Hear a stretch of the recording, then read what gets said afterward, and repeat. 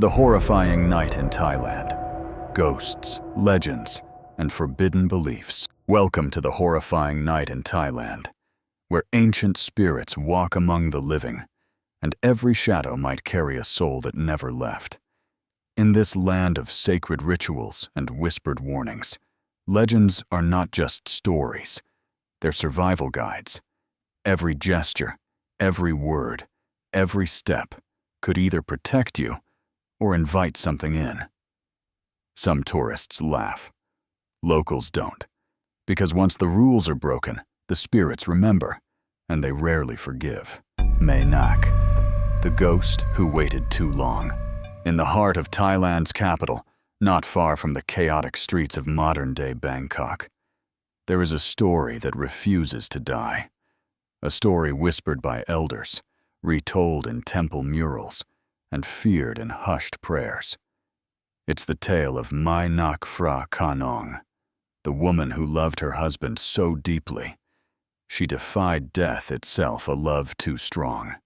In the mid-1800s, during the reign of King Rama IV, a young woman named Nak lived with her husband Mak in a small riverside house in Phra Kanong. They were deeply in love, inseparable. But fate was not kind. When Nak became pregnant, Mak was drafted into military service. With a heavy heart, he left for the battlefield, unaware that his wife was in danger. Nak died during childbirth. Her child did not survive either. But when Mak returned months later, his wife greeted him at the door, alive, smiling, waiting, the ghost at the window. To neighbors, it was clear something was wrong. Nak never left the house. Her child was never seen. At night, strange sounds came from the home, lullabies echoing when no one was there, a soft crying that floated on the river breeze. One day, a neighbor witnessed something chilling. Nak, reaching down to pick up a dropped lime from the floor, stretched her arm unnaturally long, far longer than any human could. He ran, terrified, warning the others. But Mak refused to believe them. His wife was gentle, warm, and loving. How could she be a ghost? Until one night. He saw it with his own eyes. Nak's face, half decayed. Her body, swaying, but not breathing. Her eyes, wide, black, and hollow. Escape and wrath, Mak fled in terror, hiding in a temple where spirits could not follow. Enraged, Nak's ghost turned on the villagers. Crops withered, livestock died. Those who dared speak against her met with fatal accidents, drowned in shallow water, or found with broken necks in their sleep. She was no longer the gentle wife. She was something else, a vengeful spirit, still bound to her love. The exorcism. It took the intervention of a powerful monk, Somdej To, a real and revered figure in Thai history, to confront her spirit. Using sacred chants and a bone from her corpse, he sealed Nak's soul inside a clay jar and cast it into the river. For a time, peace returned to Phra Kanong, but legends say the jar was later found and broken. Still waiting today, Mae Nak's shrine stands beside Wat Mahabut, a temple in modern-day Bangkok. Locals come daily to pray to her, not to banish her, but to appease her. She is not feared as an evil spirit, but mourned as a tragic one, a woman whose love refused to die. People leave offerings, bottles of baby powder, dresses, children's toys. Some ask her for help in matters of love. Others beg for protection during childbirth, hoping to avoid her fate. But not everyone visits out of faith. Some come to test the story. A few don't come back. Modern sightings. In recent years, residents have reported seeing a woman in old-style Thai silk standing alone near the Phra Kanong Canal at night. She hums lullabies to the water. Motorcyclists on the nearby road claim a passenger sometimes appears on their bike, a woman in pale blue, only to vanish before they reach the temple gates. Security cameras near the shrine have caught flickering figures, a silhouette holding a baby, drifting across closed doors. One delivery driver who laughed at the shrine during a late-night drop-off crashed minutes later. His last recorded words, "I saw her in my rearview mirror." The legend lives on. No one knows if Mae Nak ever truly moved on. Some monks claim her soul has reincarnated. Others believe part of her remains, still waiting, still mourning, still watching the canal. And her story continues to evolve. Retold in films, plays, and nightmares, always with one truth at its core: love that denies death becomes something else. So if you ever find yourself in Bangkok and you hear the soft sound of lullabies near the Phra Khanong River, don't look back. And whatever you do, don't answer if someone calls your name in the voice of someone long gone. Some love stories are eternal, and some ghosts never stop waiting. Phi Tai Hong, the most vengeful spirit in Thailand. In Thai folklore, few spirits are more feared than Phi Tai Hong, the ghost of someone who dies suddenly, violently, and unjustly. These are not ordinary hauntings. Phi Tai Hong is born from unfinished pain, rage, and terror. And when it rises, it does not stop. It doesn't forget. It doesn't forgive. What is Phi Tai Hong? The name Phi Tai Hong literally means ghost of a sudden violent death. But it's more than just a spirit. It is a force, a furious energy that clings to the moment of death and relives it over and over again. Victims of murder, betrayal, accidents, suicide, or childbirth, especially if they died young, alone, or in great pain, are said to become Phi Tai Hong. And their souls are trapped, not in the afterlife, but here, among us. If their bodies are not properly buried, or their deaths not acknowledged, they become dangerous. Extremely dangerous, the woman in the red dress. One of the most famous Phi Tai Hong stories comes from the outskirts of Chiang Mai, where a young woman was found hanging from a tree in the forest. She wore a red silk dress, torn, blood-stained, her hair tangled in the branches. The official report claimed suicide, but locals whispered about her screams, heard for nights before she was found, and strange lights seen floating between the trees. A monk sent to bless the site refused to complete the ritual. He said he felt watched by something that should not have followed me. After her cremation, 3 of the men who discovered her body died in freak accidents within a week. One drowned in a dry pond. Another was crushed by a tree in clear weather. The third disappeared. Rituals of protection. To guard against Phi Tai Hong, monks perform special rites. Ordinary prayers won't work. These ghosts are too full of rage. The dead must be spoken to, asked for forgiveness, and convinced to move on. But if the spirit refuses, it can linger for years, sometimes decades, tied to the place of its death. Abandoned buildings, overpasses, train stations. These are often avoided in Thailand, not because of crime, but because someone died there, and something stayed behind. The cursed hotel room.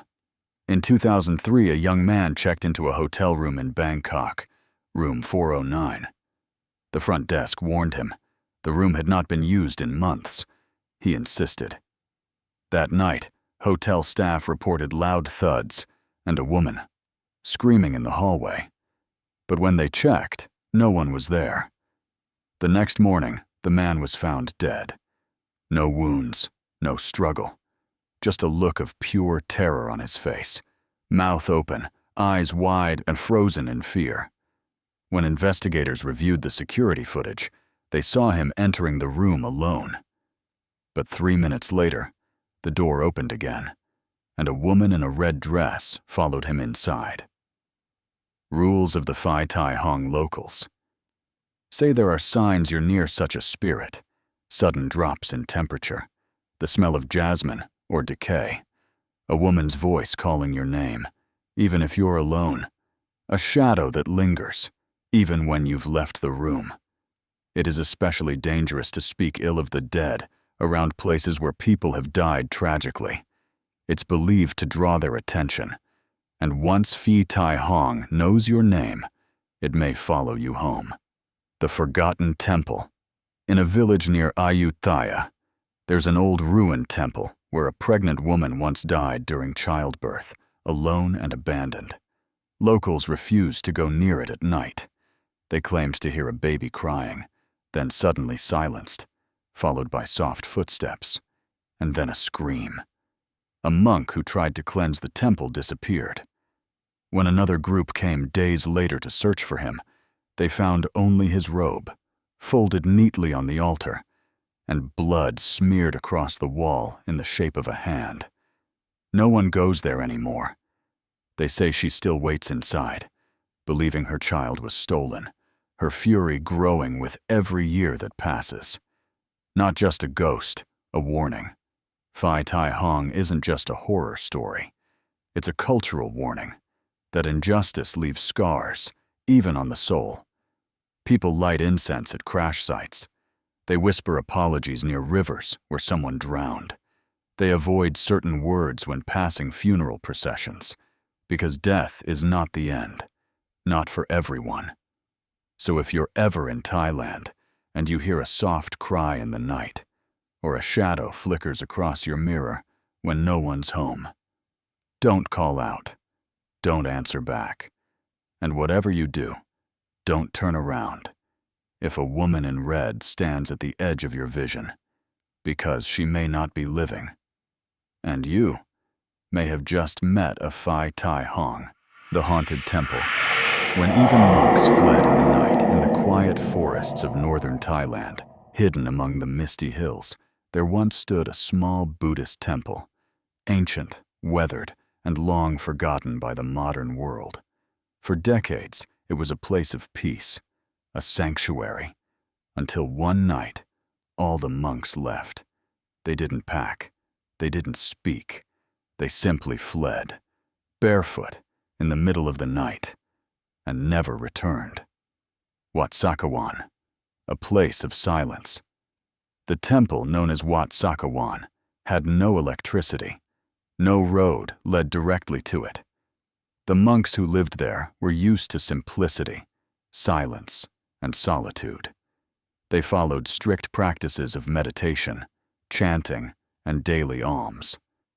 But in late 2014, a new monk arrived from the south. He was young and curious, and he noticed things the others wouldn't speak of. Scratches on the stone walls inside the prayer hall. Bowls of rice left untouched in the morning, even though no one admitted to fasting. Candles blowing out during windless nights. And once, just past midnight, he heard chanting. But not in Pali, not in any language he knew. The first sign.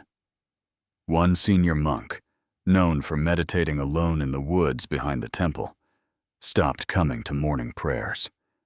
When the others checked his hut, they found the door wide open, but no one inside. On the floor, carved into the wood, were symbols, spirals and lines, jagged characters that resembled teeth. His robes were folded neatly on the bed, but the monk was gone. They searched for 3 days. No body was found, no footprints. Only a single bell, hanging from a tree deep in the forest. It rang at dusk every evening after that, even though no one dared to go near it. Whispers during meditation.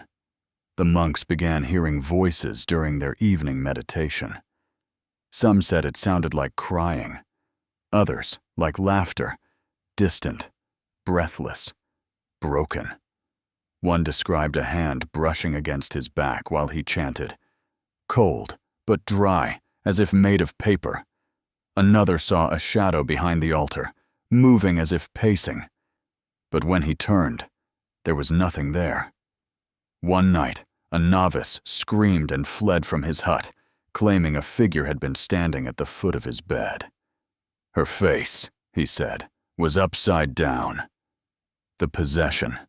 Things worsened during the Wan Phra, the holy day when monks stay up all night in prayer. One monk collapsed during chanting, convulsing violently. His voice changed, deepened. He began muttering in a dialect no one recognized. When restrained, he looked around the hall and whispered, "I was buried here, under stone. You walked over my face." After that, he would no longer eat. His skin grew pale, his eyes hollow. They took him to a hospital in the city, but he died 3 days later, cause unknown. The night they left. Then came the night of the full moon. A monk woke to the sound of bells, all of them, ringing at once. When he stepped outside, he saw the temple courtyard filled with footprints, bare, muddy, circling the Buddha statue. But no one else was awake. Or so he thought. Inside the main hall, candles lit themselves. The air turned thick, heavy. The gongs struck 3 times, though no one had touched them. Then, every dog in the nearby village began howling at once, and something screamed, not from outside, but beneath the floorboards of the prayer hall. The monks didn't speak. They didn't even look at each other. They gathered what little they had and walked away, into the forest, some barefoot, some still in their robes. None of them ever returned. What remains today? Wat Sakawan is sealed off. Locals won't go near it. They say the bell still rings at dusk, and lights flicker behind the temple's windows. Tourists who try to visit often get lost. Their GPS fails, their phones die, and some report hearing footsteps behind them, even though they're alone. An old monk once confessed in an interview, "It was not a place of spirits. It was a prison. Something was buried there, and we woke it up." So if you're ever wandering in northern Thailand, and you come across a vine-covered temple with no name, where no birds sing and the air feels still, don't go inside. Don't touch the bell. Don't look beneath the altar. And if you hear chanting after sunset, run. Because if even monks, trained to face death, chose to flee in silence, ask yourself, what stayed behind? The forbidden ritual. When calling spirits calls something else. Deep in the northern highlands of Southeast Asia, where mountains veil ancient secrets and fog swallows entire villages before dawn, there exists a ritual known only to a few elders. It has no official name, but among the hill tribes, it is whispered with fear. The ritual of spirit calling. It is said to allow contact with the dead, but those who attempt it never remain the same. The lost ceremony. This ritual was once part of an ancient animist belief system, practiced before Buddhism spread through the region. The knowledge passed orally from elder to elder, never written down, for good reason. It was never meant to be performed lightly. It was a bridge to something beyond comprehension. Not heaven, not hell, but a space between, where voices echo and things wait to be noticed. But when a group of anthropology students from Bangkok University visited a remote village in Nan Province in 2006, they begged the local shaman to let them witness the rite.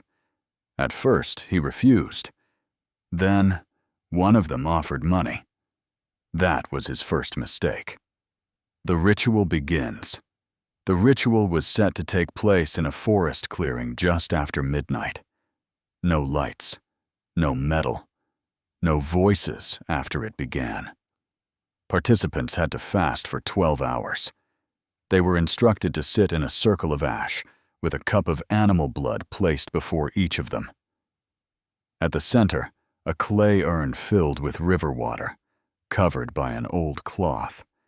The shaman began chanting in a language the students couldn't understand. Drums beat slowly in the distance. The air grew colder. Time stretched. One student, a girl named Molly, later said she heard her father's voice whisper her name, even though he'd died 5 years earlier. Another swore he felt hands touch his shoulders, though no one was behind him. Then the urn began to tremble. Something answered. The water inside the urn started to bubble. Not from heat. It was icy cold. The cloth covering it rose slightly, like something underneath was breathing. One of the villagers screamed and ran, breaking the circle. The shaman stopped chanting immediately. "You called too many," he whispered. The aftermath. In the weeks that followed, every student who participated experienced symptoms: insomnia, paranoia, hallucinations. One was found scratching at his walls in the dorm, murmuring, "They won't stop calling my name." Another tried to burn her textbooks, claiming, "The ink moves when I look away." One disappeared entirely. CCTV footage from her last known location showed her staring at a blank wall for 4 hours straight, before vanishing into a stairwell that had no exit. The shaman who led the ritual was later found dead in his hut. Not murdered. No wounds. Just a face twisted in terror, and his tongue bitten off. The surviving account. Molly, the only surviving student able to speak coherently after 6 months in a psychiatric ward, gave one final interview before disappearing herself. She said the ritual did not summon ghosts. It opens the door, but not all who walk through were ever human. Some just want to wear a voice. She claimed they follow you, not in body, but in thought, in memory, in reflection. You'll start to forget your own birthday, then your mother's face. Eventually, you won't know who's dreaming, you or the thing watching you dream. The ritual spreads. Despite the warnings, footage of the ritual leaked online in a now deleted forum. A group of Western paranormal YouTubers recreated it in a remote cabin in Laos in 2019. Only 2 of the 5 returned. One committed suicide 3 months later. The other never spoke publicly again, except for one blog post. We asked for answers. What we got were echoes, and they don't stop. Still whispering. Some claim the ritual has resurfaced on the dark web, under names like Calling the Nameless or The Ash Circle Rite. Often accompanied by grainy video, water trembling in a bowl, candles going out, someone laughing softly off camera. But experts warn, these aren't fakes. They're incomplete. And that's worse.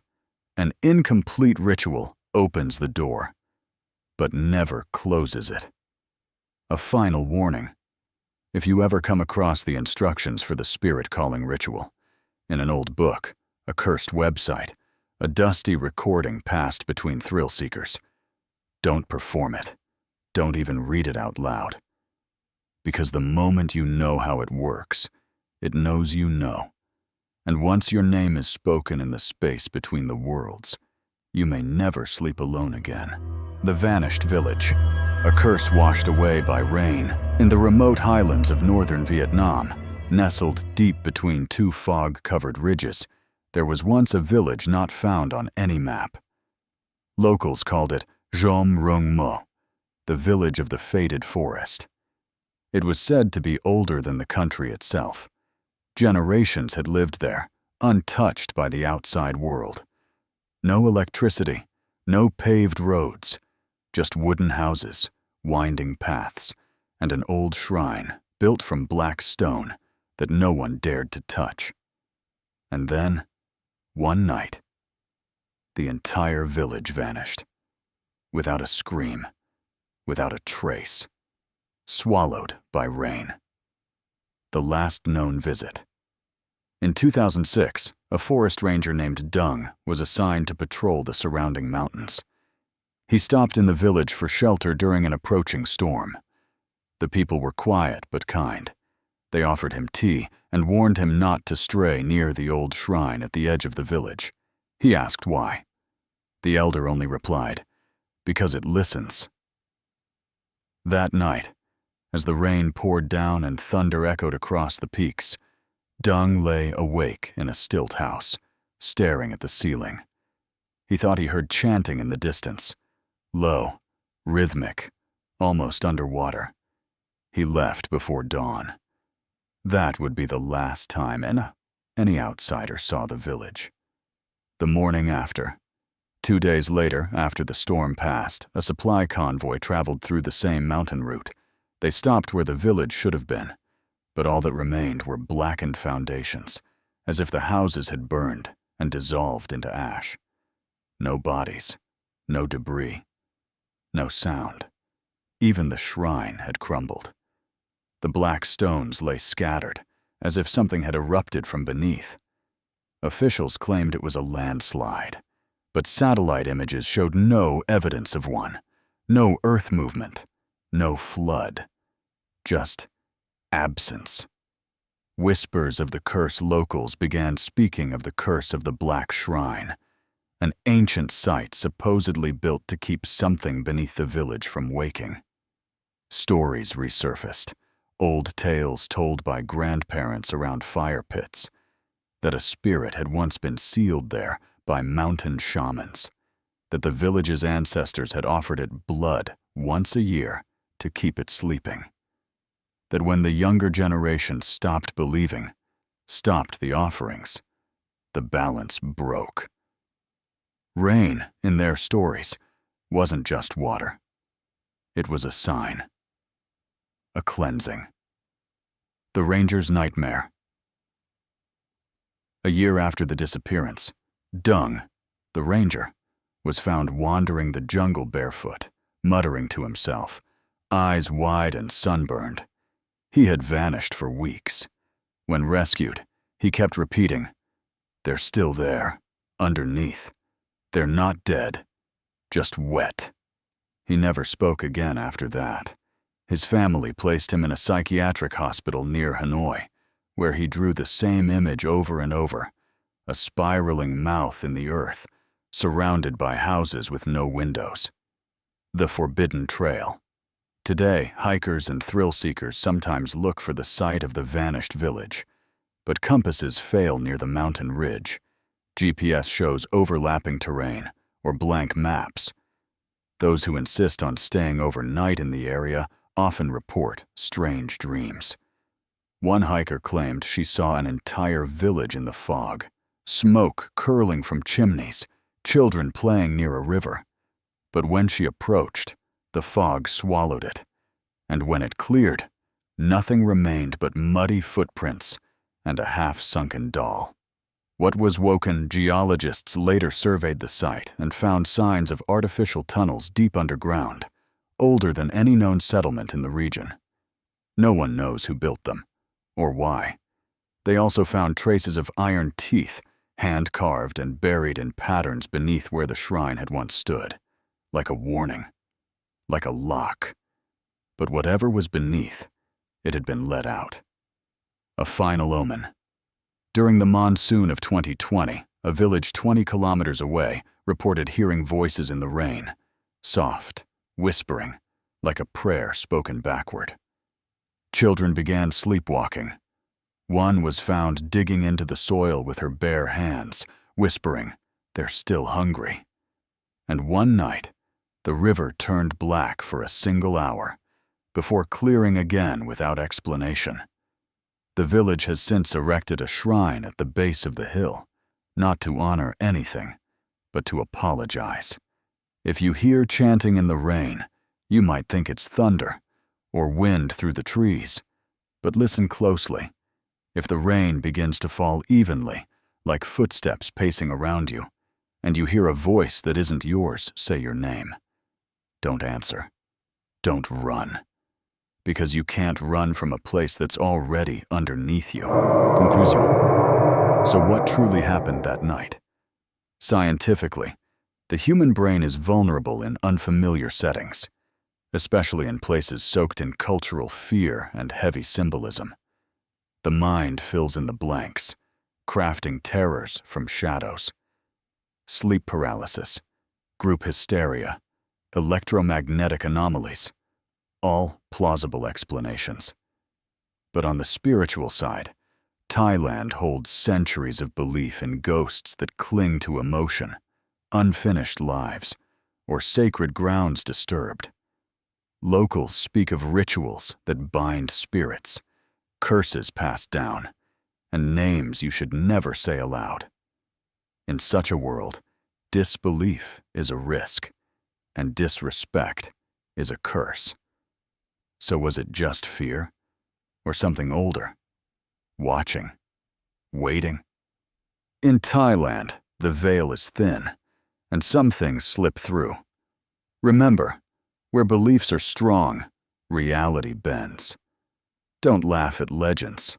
They might be listening. The world is not always what it seems. If you're ready to keep peeling back the shadows, like, share, and subscribe this video. The truth is just beginning to unfold.